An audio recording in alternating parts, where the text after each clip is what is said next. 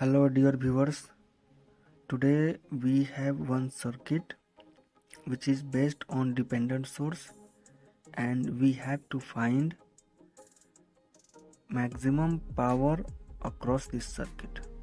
Okay, so in this we have one dependent current controlled current source and this dependent current source is controlled by this current flowing through this branch. Okay, now we have 0.919 ampere current source, here 3 ohm resistance 16 volt and here 2 ohm resistance. Okay, so now if we see this circuit, we cannot use KVL here, Kirchhoff's voltage laws, because here we have current source, here also current source.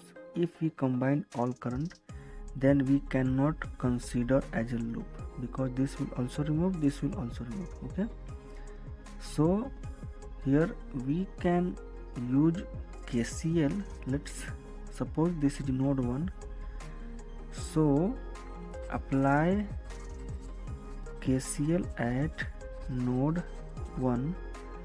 We can write it as a, see, in KCL, incoming current is equal to outgoing current. Okay, this is incoming, this is also incoming, and this is outgoing. So we can write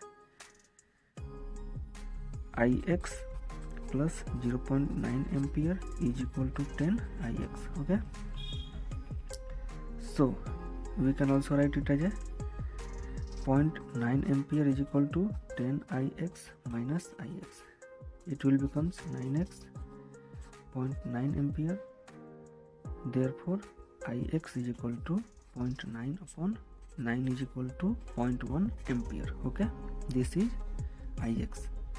Now again we have to find VTH for this circuit, because in maximum power transfer theorem we need to consider Thevenin's equivalent circuit, because here we have dependent source. Okay, so here let's see 0.1 ampere current Ix. So now VTH, what VTH will? VTH will become Ix 10 Ix multiplied by 3 ohm, because this 10 ohm current source is flowing through this. Hence VTH becomes VTH is equal to 10 Ix multiplied by 3 ohm is equal to 10 multiplied by 0.1 ampere, 3 is equal to this become 3 volt VTH. Okay, VTH is equal to 3 volt.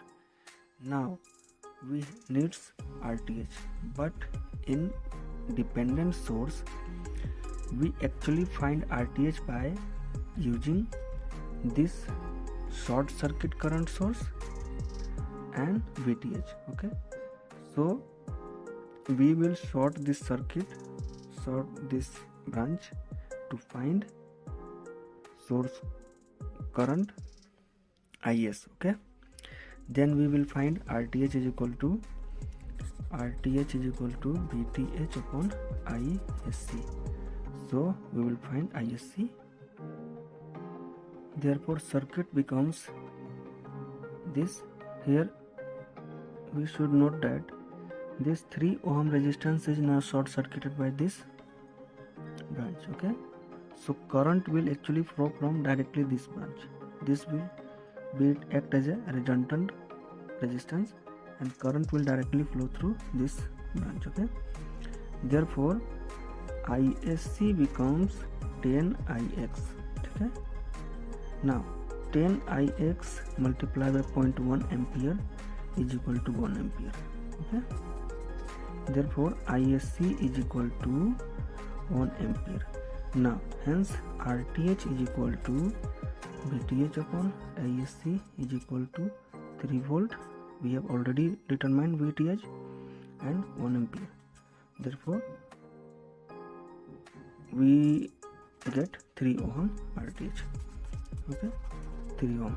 Now maximum power is given by P max is equal to VTH square upon 4 RTH or RL. Okay, here VTH is 3 volt, so 3 square, 4 multiplied by 3, RTH is 3. Okay, it becomes 9 upon 4 multiplied by 4 by 3 is equal to 12. So it becomes 0.75 watt. Okay, hence Pmax is 0.75 watt. If you like this video, please subscribe to my channel. Thank you.